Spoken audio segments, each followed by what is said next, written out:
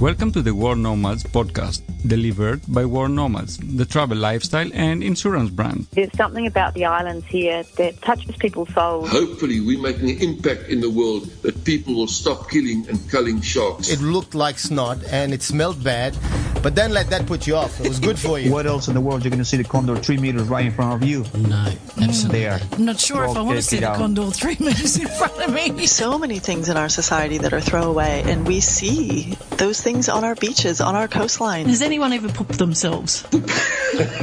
Sometimes the Germans can come off as cold. I think it's important to remember what has happened, but also look forward to into the future and be positive about it. And that's, I think, what Germans are. It offers travellers the opportunity to teach English to children and experience the Panamanian... Oh, that's going to be hard. Speaking of teaching English...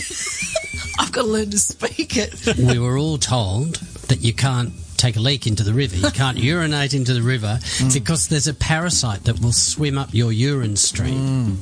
Yeah, Phil, you... An idiot? It's not your usual travel podcast. It's everything for the adventurous, independent traveller. Yes, thanks for tuning in. And Phil, this episode, we're off to Finland. Finland, a country I'd quite like to be. The country has land borders with Sweden to the northwest, Norway to the north, and Russia to the east. But this episode, we learn about Finland's little brother complex that it feels with Sweden. Ooh, plus their love of saunas, capturing the stunning northern lights, and travelling solo. So, who's in the episode? Did I hear you ask that? I'm asking that, yes. Who's in the episode? Who's in the episode?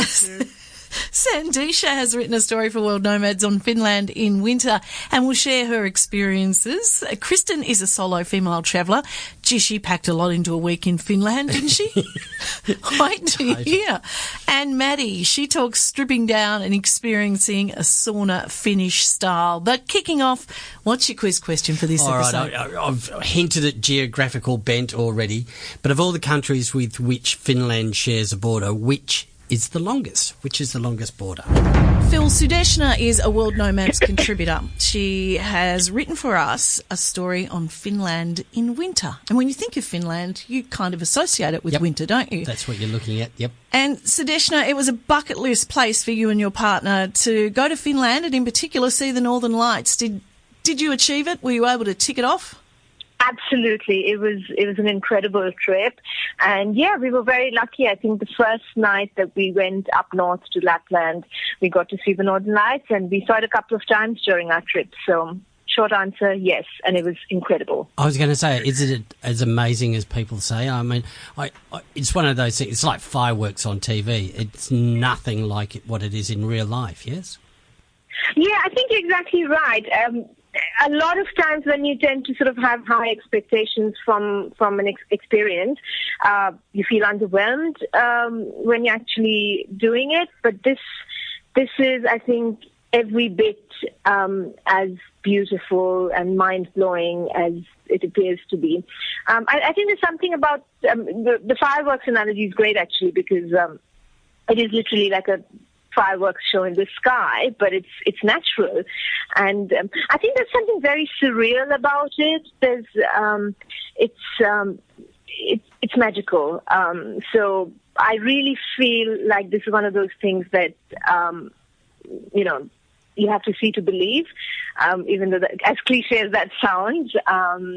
And yeah, when you do experience it, it's like a pinch me moment. So I highly recommend. I grew up in Tasmania, next stop Antarctica, so I have seen the Aurora Australis, which is the Southern Lights, on a regular basis. And when I first saw it, wow, driving across the bridge home from work, the sky was green, and I literally thought that we were being taken over by aliens.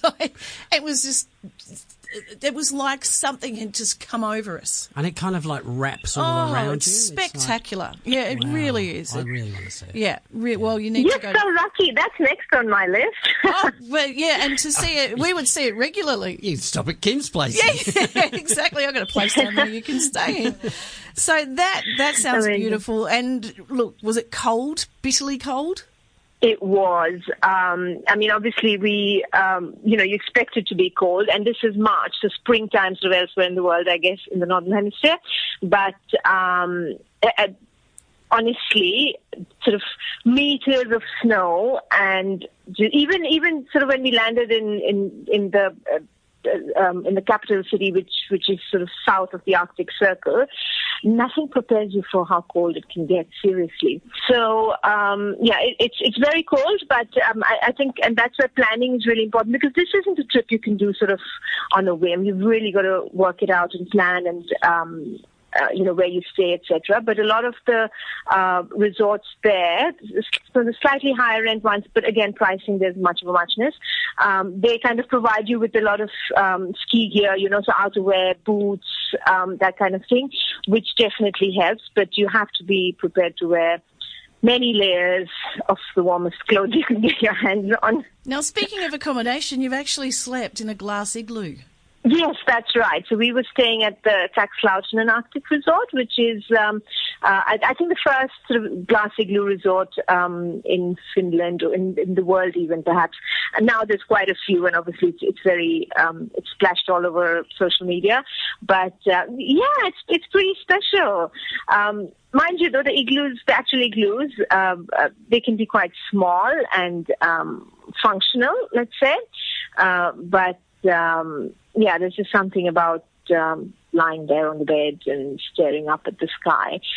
We didn't get to see the northern lights from the igloo, but, many people have, so... No, that's just too much. That would be... That honestly, that would be you would just be loving yourself sick if you had those experiences. Yeah. That is fascinating. Now, the thing about World Nomads too is we like the idea of getting off the beaten track, and you did exactly that with some sort of snow safari. Well, so again, what happens in this region is that activities for travelers are fairly standardized. You have your dog sledding, you have your snowmobiles, everybody uses it. That's sort of the main means of transport for people there, because literally you're, like I said, meters of snow as far as the eye can see. There's really no other way of traveling other than horses and reindeers, of course. Snowmobile safaris, etc., are fairly standard. But one thing we got to do, so just to provide some context, we were based in the Inari, Sari, Selka region, which is pretty much sort of as far up north as you can go in Finland. In terms of sort of being near fairly close to an airport and civilization and that kind of thing. The really intrepid could obviously venture out to sort of camp out in the snow further north, I guess. But anyway, so in this region, there's this snow tank safari that this one particular guy runs, which was really cool. Basically, it's a massive army tank that he's repurposed into a recreational vehicle. And what it does is because it's this big, powerful monster, it really sort of takes you off the beaten track and like into forests and like really further afield than you could probably go in any other vehicle, which means you just get a lot better access to getting to see the northern lights, because the key to that is to be away from light pollution. So the closer you are to sort of towns and civilization and that kind of thing, the chances of seeing the lights are lower. Because the lights are on constantly. They run all year round even, but you need clear, dark skies. No pollution. So exactly. So and that's why the snow tank safari is pretty cool. And I mean, there's something about driving around in a tank, isn't there? So you wish you could have it in traffic at home, I'm pretty sure. Look, actually, we've got an article on World Nomads about how to shoot the Northern Lights. And I found when I was reading that there is a website called Aurora Forecast, and they will tell you there's a thing called the KP index, Kilo Papa, KP index. 0 meaning unlikely to be any borealis, and 10 being it's going to blow your socks off. Yeah. So they say you can check that before you go. And obviously, the further south you go, the higher the KP index needs to be for you to be able to see them. So if you're in those very extreme northern parts of Finland, you'll see them when the KP index is just above zero when it's from 1 and what have you. So this is something we can share in show notes? We can share it in show notes. So fantastic contribution from a professional photographer on how to shoot the Northern Lights. Sadeshna, did you get some good shots yourself? That's a great question. Just about the indexing thing that you were talking about, Phil. I just wanted to make a point that there's actually quite a few websites that do this kind of aurora borealis forecasting, which is great. In fact, like hotels and resorts, they tend to sort of have like a Northern Lights calling system where if you want and you're in bed and if the lights are spotted, they'll give you a quick call and then you sort of jump out and rush to wherever. But you've got to sort of temper that with the fact that usually for people traveling from overseas, you've only got a limited number of days there. And then I think what tends to happen is a lot of times people travel there, they probably spend 5-6 days a week and not gotten to see it even once. So a lot of it is down to luck, but there are some ways that you can plan ahead in terms of timing that are worth thinking about when you're actually planning the trip. I've actually got a little blog post about it that I can share the link with you guys later. So about photography, here's another interesting thing we found. You can see the lights a lot clearer through the lens of a camera than you can with your own eyes, for whatever reasons. I'm not a great photographer, but it actually so the pictures that you see on social media, etc., or other people's pictures, whatever, it actually, the vibrancy of the colors and all of that are a lot richer in photographs. But regardless, I mean, just seeing it live is, of course, an incredible experience. So, yeah, we did get some good shots. Sounds absolutely fantastic. We will share your story in show notes, which also features reindeers and dogs sledding with huskies, Phil, but we're going to be touching on that a little later in the episode when we catch up with Kristen. Sure. Yes. Sorry to interrupt. I think one point I really want to make is obviously a lot of people carry iPhones or mobile phones for photographs, as did we. It is so cold that the phones actually freeze up and die. That's what happened to me the first time. So a good tip is to keep your phone sort of really close to your body when you're sort of traveling around in a snowmobile or whatever, if you're outdoors, obviously, so that it gets that warmth and stays on. Otherwise, you could be in a situation where you're out there and you're trying to capture a photograph and your equipment isn't working. That's a disaster, I think. That is one of the best tips that I think I've been given. Make it back to the glass igloo with an iPhone frozen to your ear. Yeah, exactly. Exactly. Thank you for being part of the podcast. Hey, no worries. Now, coming up in the podcast, Phil, we're going to be chatting, as we mentioned at the top of the episode, one of the judges for the Solo Traveller Awards. So it kind of makes sense in this podcast on Finland to chat to Kristen. She's an award-winning expert on solo female travel. She's travelled the world alone, hitchhiked, believe it or not, hitchhiked across China. Oh, what? Yes, she's scubaed some of the deepest dives that you can scuba. Okay. And she's also been to Finland. Ah. Welcome to the podcast, Kristen. Thanks for having me, guys. It's an absolute pleasure. So, a solo traveller in your blog, which is BeMyTravelMuse.com, which we'll share in the show notes, you say that you'd never had a trust fund. So how long have you been travelling and why on your own and how are you funding it? So it's been about 6 years now. And the reason why I started on my own was just because no one else was at a point in their lives where they could just join me for a long-term trip. And so I started to realize that I would have to go alone if I was going to go at all, or I might just be waiting forever. So that is what inspired it. And as far as funding it, I now fund it through my blog and social media channels. So it's been really wonderful being able to build this passion into a way of life and a career. What's the saying here at World Nomads, Phil? Turning your passion into a profession. That's it. That's exactly what you've done. So tell us, how long did you spend in Finland?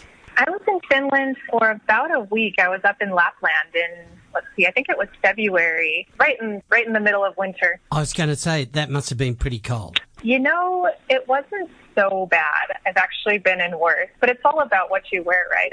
There's no such thing as bad weather, just bad outfit choices.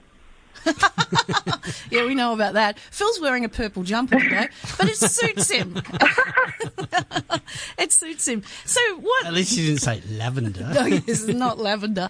Lapland. What can you tell us about Lapland? Oh, it's just magical. I mean, you've got ice hotels and reindeer safaris and dog sledding, and it's also, they say, where Santa Claus lives. So I went and visited him while I was there as well. And what did you ask for Christmas? More travel, I hope, yes. You did all of those things. So, well, let's start with the ice hotel, because that fascinates me, because I'm not great with cold, as you may have guessed already, because of my purple jumper. Yeah, and it's about 18 degrees, Kristen, here in Sydney at World Nomads headquarters. How was it in the ice hotel? So I just visited to walk around it and take a look. I didn't actually stay there for the night, but they have really thick, furry blankets. Sauna is a huge thing in Finland, so you've always got that as an option as well. You can sweat it out and then dunk it in a hole cut out of the ice in a lake or something like that. I did that too. It was crazy. Now, how does a sauna work with an ice hotel? I mean, saunas are all designed to, you know... It gets lower and lower and lower. Exactly. Does the ice hotel's walls start melting? No, they can't really have it in the ice hotel. Maybe that's something you need to do first, and then you can go hang out in the ice hotel. There's a lot of them up there. It just depends on which little town you're in. I visited two. So speaking of saunas, there are almost as many saunas in Finland as there are people. Did you feel that, even in Lapland? They had even a sauna gondola at the one and only ski area up there, and so I went and did that, and that was a cool experience. But yeah, it's a huge part of the culture, and I can understand why. It gets so cold there in the winter, and it's wonderful to alternate between the extreme heat of a sauna and then dunking into the water. I really had to be talked into it, but now it's something that I do of my own volition all the time. I've actually been to Helsinki. I haven't explored much of Finland. I was in Helsinki for a few days, and I, noticed how many saunas there were there. There was one on every floor of the hotel. And I went up to the old Olympic Games swimming pool. I think we were 56 or something. They had the Olympic Games there. Summer Games, so it was an outdoor pool. Right. I was there in summer, it was fine. But there was a sauna inside the change rooms as well. I found the sauna etiquette a little bit confronting, Kristen, because everybody's getting in the nude pretty quick. In the nude? And I found it a little... How did you cope with it? Actually, this is really common in Berlin, Germany, where I base myself as well. So, nudity is not super common in the States, but in Europe it's a lot more free, and I actually think it's a beautiful thing. I thought it would be weird, but I actually like how relaxed everyone is about it, not making it a big deal. And there's a whole list of etiquette which we'll share in show notes, but things like you can't discuss your political persuasions, you can't discuss your religion. There are just, they've got a list of things that you actually... So a sauna is a safe place. Yeah, a sauna is a safe place, okay. Yeah. Did you experience those rules, or are they written up somewhere for you? Well, ideally, people just don't talk at all in the sauna. Well, you're nude for a start, so yeah. Bit hard to strike up a conversation. Awkward. Yeah. Look, I've just noticed that mole on you. You should get that checked out. Yeah, you should get that checked out. Now, I'd like to touch on those two other activities that you chatted about, the dog sledding and the reindeer safari. Like, ethically, dog sledding, would you have to pick a company that treat their... Well, obviously, you would have to pick a company that treats their dogs right. Yeah. But how do you do that? How did you pick your company?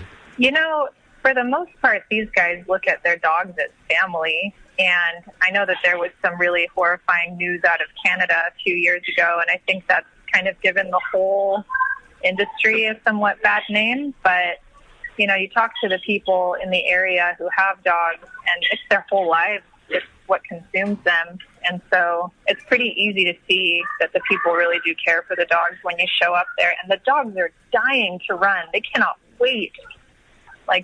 It's just what they want to do so badly. I mean, these are huskies. Anyone who knows huskies knows they want to run. So is it cool then in a reindeer park in the middle of winter? To me, with your Santa Claus reference, it's just a storybook that's coming to life. Did it feel like that for you? A little bit. I mean, reindeer is actually a hugely important animal to the people up in Lapland historically and still. So they will let their animals be sort of free range when the trees and berries are in bloom so that they can go eat the moss and all of that kind of thing. But the fur and the meat is a huge part of survival up there. And so even now you'll see a lot of menus and salmon and things like that. It's up to each individual, but I don't actually even eat meat, and I feel fine about the dog sledding because I can just see that that's what they want to do. We'll share your website, your blog, BeMyTravelNews.com, which will have details on books that Kristen's also written. Where are you off to next? I'm actually sitting in Bali Airport now, and I'm heading back to Berlin for about a month. Yeah, I wouldn't mind your lifestyle. Yeah, that sounds all right, actually. I'll swap it. Are there tips on the site how you can achieve this kind of dream for yourself? Yeah, I talk a lot about solo female travel. So the idea is I just want to make it accessible for anyone to do if they really want to go travel and they're finding that they don't really have someone who wants to go with them, or they're kind of getting used to the idea of, oh, maybe I should do this by myself. I just want to make it all very easy and accessible. So that's what my site is oriented around, and the books that you mentioned as well. Well, you packed a lot into your week in Finland. Thank you so much for chatting to us on the podcast. Good on you, Kristen. Thanks for having me, guys. Now, Phil, we interview a lot of solo travellers as part of the World Nomads podcast. And in fact, we, as in World Nomads, are the sponsors of the Solo Travel Awards. In the last 10 years, there's been a big uptake in the number of companies that are offering tours and packages for solo travellers. So these awards are currently being judged, and Tracy Nesbitt is one of the judges. Hey, Tracy. Hi. You work at Solo Traveller, so you've got a finger on the pulse of the growth in solo travel. But why did you think an awards process was necessary? Well, we just launched this last year, and there were two reasons for it, really. One is to really sort of recognize and reward companies who are treating solo travelers well. And the other is really just to encourage more companies to do the same. So we hear from readers every day about their frustration about being charged a single supplement when they travel alone. And we know that the numbers of solo travelers are increasing, so we see it as a golden opportunity for the travel industry. So we're trying to draw attention to the market. So it's actually a growing market. The biggest bee in their bonnet is the single supplement. So they're offended by it. They feel they're being penalized for traveling on their own. And how much? What's the worst you've heard? Anywhere from 10 to 100% or more. I actually read in I believe it was a British newspaper about someone who had been charged 115%. I don't think that's common, but 100% is quite common. Well, so you could have taken a friend, and it would have been cheaper. Yes, in fact, I think that's what the person in the article was saying, that they would just buy 2 tickets and not bring the other person. Yeah, so it's almost a form of discrimination, isn't it? I think that's the way that it's seen by solo travelers. Yes, because I think that less and less in society things are based on 2 people. There's a greater emphasis on independence, and so it's striking then when someone tries to book travel and comes up against this double occupancy thing. Oh, hang on, can I just be devil's advocate for a while? You're a travel provider, and you're trying to keep your head above water. You're trying to maximise your profits. If you've got a cabin on a cruise that's got 2 beds in it that you could fill, why is that discrimination? Well, I think that, I think in that case what they're hoping to do is make money off the second person buying drinks, right? And spending money outside of the cost of the package. But there's also, there are a lot of rooms that go empty that could be filled. You could be getting the money for having a single person in there rather than it going empty altogether. Okay, so there are deterrents. But why, again, is it on the rise? So I think it's on the rise for a few reasons. I think demographics have changed, lifestyles have changed, and travel has become easier. So in terms of demographics, I can mostly speak for Canada and the US. This is the first time in history where single people have made up the majority of the population. So in Canada, for instance, the most recent numbers we have are that the number of one-person households has surpassed all other types of living situations here. So 28% of Canadian households have just one person. So that's we're at a kind of a unique time in history, I think. Lifestyle changes as well. People are marrying later, having children later. I think, as I was saying before about independence, I think it's become sort of more valued over time, but also that couples will also travel independently of each other, at least some of the time. It's not, in my parents' generation, they would never have thought of traveling alone without one another, but that's very different today. You're a solo traveller yourself. I don't know, and it's probably a personal question to ask whether you live on your own or not, but you do a lot of solo travel. What have been your experiences? I've had solo travel has been really great for me. I discovered on the first international trip that I took, I went with a friend who didn't really know each other very well, and I discovered on that very first trip that maybe traveling on my own was going to be something to try. I've really had really wonderful experiences, that some of them that you're more likely to have on your own than with others. Because if you're traveling with other people, you're engaged in a relationship with those people and you're experiencing things together and talking to each other. But when you're on your own, you're more open to conversation with new people, and you're kind of more present or in the moment and aware of your surroundings. So it's a bit of a different thing. I think some of the best times I've had traveling on my own have actually been when I've gotten lost. It's really, the great thing about traveling solo is that you can have a plan, or you can not have a plan, or you can make a plan and not stick to it. That ability to be spontaneous and to stumble upon something really interesting and then completely change what you're going to do it's very easy when you're by yourself. Thanks, Tracy. And good luck to all those solo travel companies that have entered. Now, Phil, I've already shared my fun fact on the ratio of saunas to people in Finland. The stats are 3.3 million for 5.3 million people, to be exact. And I will have more Finnish facts to share before the end of the episode. But what's making travel news? Travel to New Zealand is booming, with visits to the nation up by 30% in the past 3 years.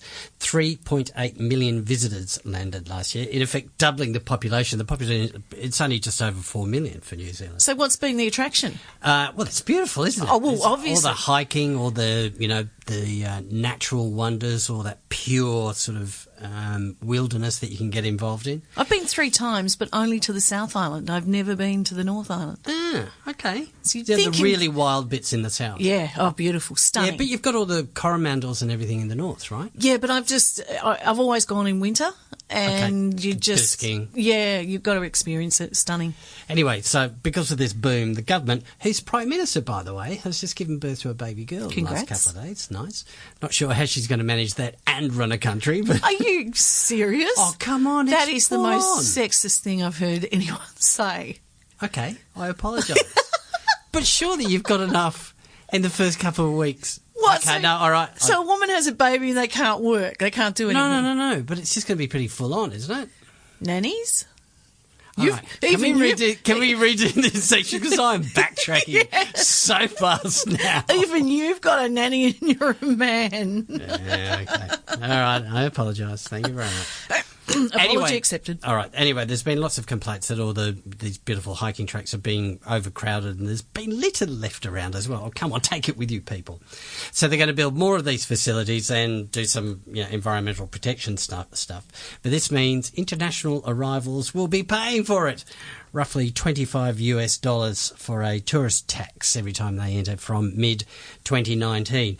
The Australians, the most common visitor, the more Australians than any other nationality go there. And, of course, some South Pacific island nations, they're exempt. But everybody else is stumping up $25. What do you think? Do you think that's all right? Okay, as the government says, it's only fair that they pay a little bit their fair share, or are they already bringing in millions and millions of dollars, which is more than enough of a fair share? Putting a tax on protecting the environment, it says something, doesn't it? Mm-hmm. When I visit New Zealand, I'm an international visitor. I would expect us to pay the same $25. You're happy with paying an extra $25 to go to New Zealand? If it protects the tracks and it protects, picks up the litter and does all that sort of stuff, absolutely. Would you? Yeah, I don't mind it, actually. But, I mean, I'm just wondering, the counter-argument is that people go and they take lots of money in and contribute millions to the economy anyway. So why do we have to bung an extra tax on top? It's just lazy government. I'll counter-argument your counter-argument. You've already got the money. What's another $25 going to be to you? Yeah, fair enough. Okay. Well, what are your thoughts? Give us an email, podcasts@worldnomads.com. A volcano on the Galapagos Island in Ecuador has erupted, spewing lava into the sea. Why do volcanoes spew? Why don't they just, pour? I don't know. Anyway, so it spewed lava into the seas, as well as gas and smoke being thrown 3 kilometres into the air. The volcano is on the island of Fernandina, which is not the inhabited island, it's an uninhabited island, and it's been going off a little bit since about 2009, but this is a really big eruption. The Galapagos National Park Authority says there's no plans to go and evacuate animals from the island. They're okay. But winds have carried the volcanic ash west as far as Guam in the Western Pacific. What else you got? Okay, Bangkok's tourist police have rounded up more than 100 people in one of the biggest operations targeting tourist scammers. Police hit the busy tourist sites around the Grand Palace, which are notorious for these crooks, arresting a bunch of touts, vendors, tuk-tuk and taxi drivers for allegedly hassling tourists. Reports say they reacted to a recent surge in complaints from tourists over being lured to overpriced shops or bait-and-switch tactics for river cruise trips perpetrated by tuk-tuk drivers, which we all know about. All right. Stricter rules about what can be carried on board US flights, with the TSA banning powders greater than 12 ounces. That's about 350 grams. It's quite a lot. That's 350 grams. That's quite a big tub of powder. That's like... I don't know. Do people still use powder? Well, it's not just talcum powder, but like cosmetic powders as well. So Marie Antoinette's going to be in trouble.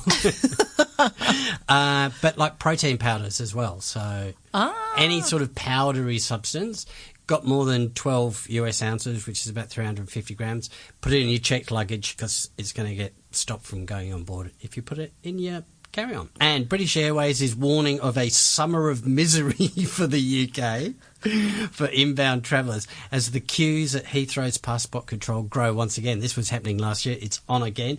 The airline says at peak times, arriving passengers can spend 2.5 hours in the queue. They've got to come up with a more efficient way to move the people. It's longer than some of the flights to get there from Europe. You've got to come up with a more efficient way of dealing with that. So I went to Fiji with my family a few years ago when the kids were quite small, and that is an absolute... It's like a sheep farm trying to get you through a gate there. But they've got these guys wandering around, and if they see a family with small children, they take you to the front of the line. I've also done the wheelchair trick. Even though I had Hang on. Wait a minute. I get bashed up for being sexist. Sorry. Kim, you must remember if you're going to have a go at somebody... You've got to be squeaky clean. Exactly. Yeah, all right, that's my news. Thanks for that. When someone writes an article titled The Naked Finns... Yep.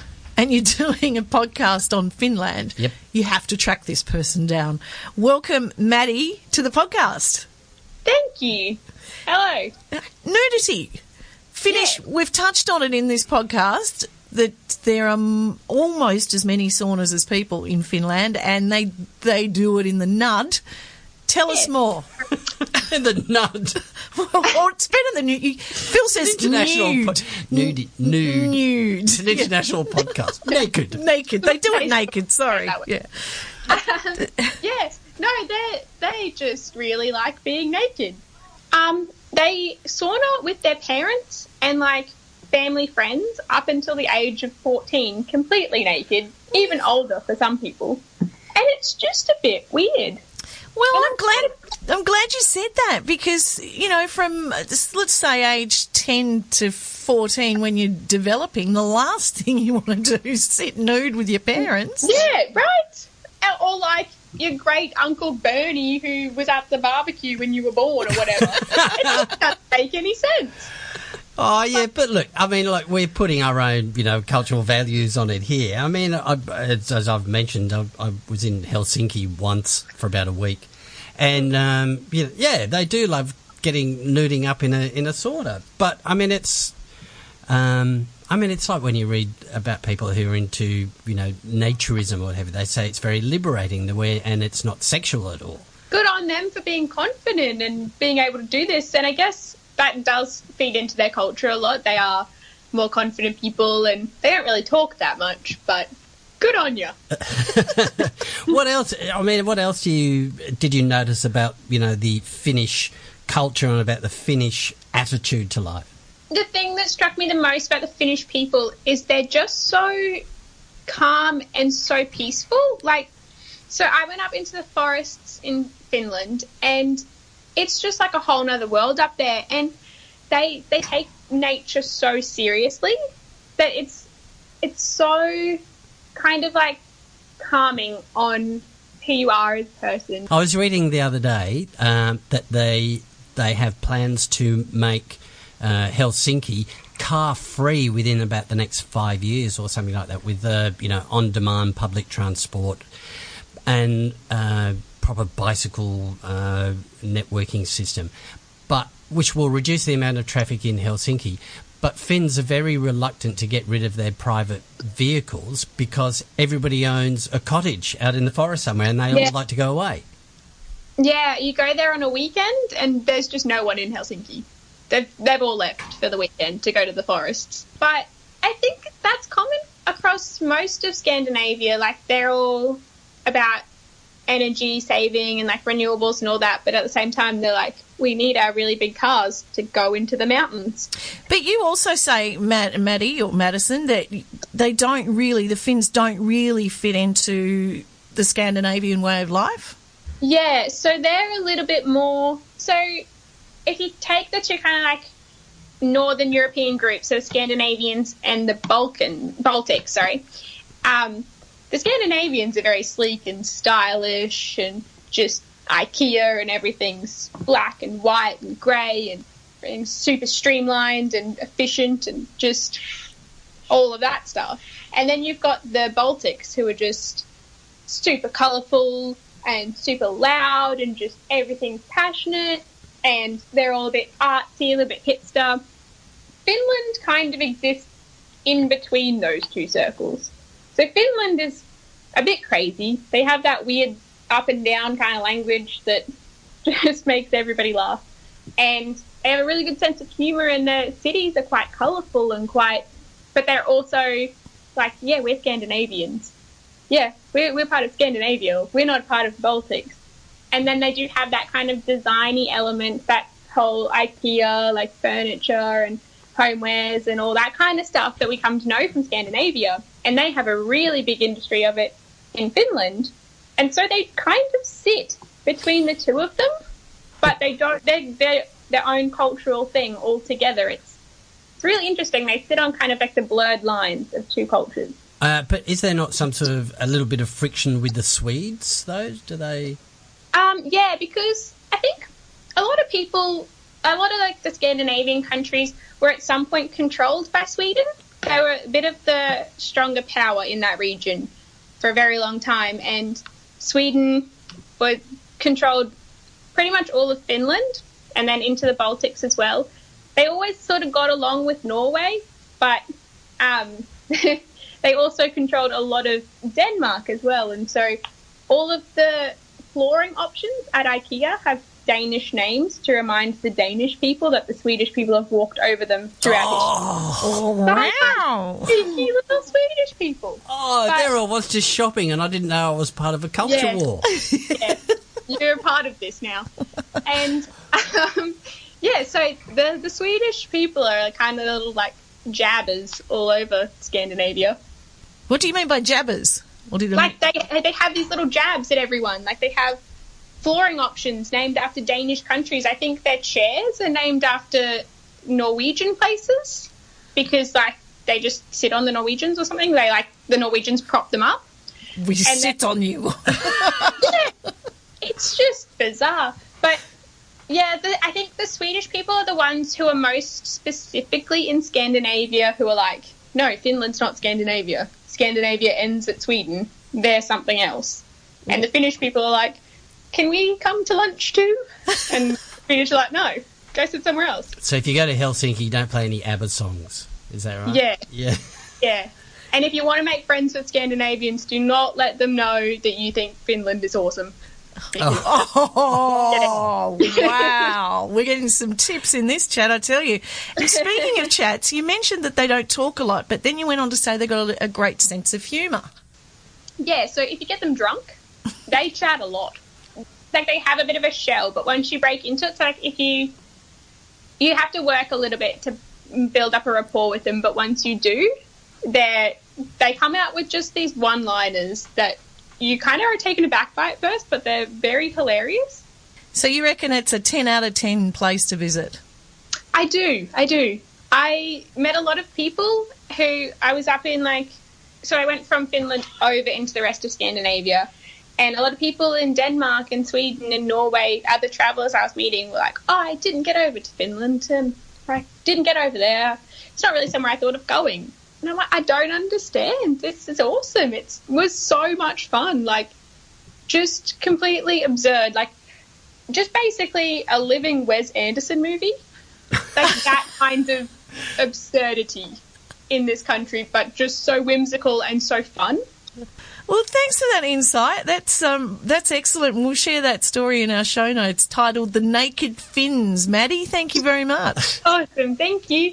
So how's that, Phil? We stumbled on a cultural war. Oh, that's amazing. I didn't know. I'm like carpets. Everything Danish is a carpet. I love the chair. We sit on you. I'm going to go and check the names there. I'll find out about that. Okay. But, yep, there you go. Will you report back? I'll report back. Well, I promised I had more Finnish fun facts to share with you, and they are from an article which we'll share in show notes that elaborate on each one, so I'll keep them short. But did you know Finland has the most heavy metal bands per capita? Yep. Sweden and Norway have only 27 heavy metal bands per 100,000 people. Finland boasts double as much, 54 bands per 100,000 people. Take that, Sweden. Yeah, take that. And apparently the heavy metal is all over the radio as well, so it's not just a live band scene. It has the least corrupt government in the world, the best education system, apparently the best place for a woman to have a baby too, speaking of Jacinda Ardern. Okay. The heaviest coffee consumption. Finnish people also consume a litre of milk a day per person, which is the most in the world. And Finland makes the best mobile phone games in the world, just like Angry Birds. Super popular. Oh, Angry Bird. I'm going to have to go and play a game now. That's Do you play it? fantastic. I have played it, yes. Have you really? I have, when it was You're super such popular. a kid. Yeah. No, it's killing a bit of time, stuff like that. All right, now let's answer the quiz question. Of all the countries with which Finland shares a border, which is the longest? Russia, of course. And they fought a war with Russia, the Winter War, they call it, in 1939-40. And then sided with Nazi Germany for the next couple of years to continue the fight. Imagine hating somebody more than you hate Nazis. What's the... I'm not sure what to say. Well, that's why. Because then when, for the last 2 years of the Second World War, they then turned against the Nazi Germany and fought against Nazi Germany. All right, that wraps up our podcast on Finland. But a reminder, Phil, we know weekly. That's right. We've launched our amazing Nomads bonus episode. Say that quickly. So make sure you check out the fearless Sarah Davies from last week as she prepares to paddle the length of the Nile. And tune in next week to hear real-life explorer. Now, this bloke really is an explorer, Tim Jarvis. Yeah, Phil's chat with Tim next week. But in our next destination podcast, we'll take you to Chile. And a reminder, you can access the World Nomads podcast on Stitcher, Google Play, iHeartRadio and iTunes, where you can rate, share and subscribe. And can I just also say on the new Google Podcast app. Good stuff. Bye. The World Nomads podcast. Explore your boundaries.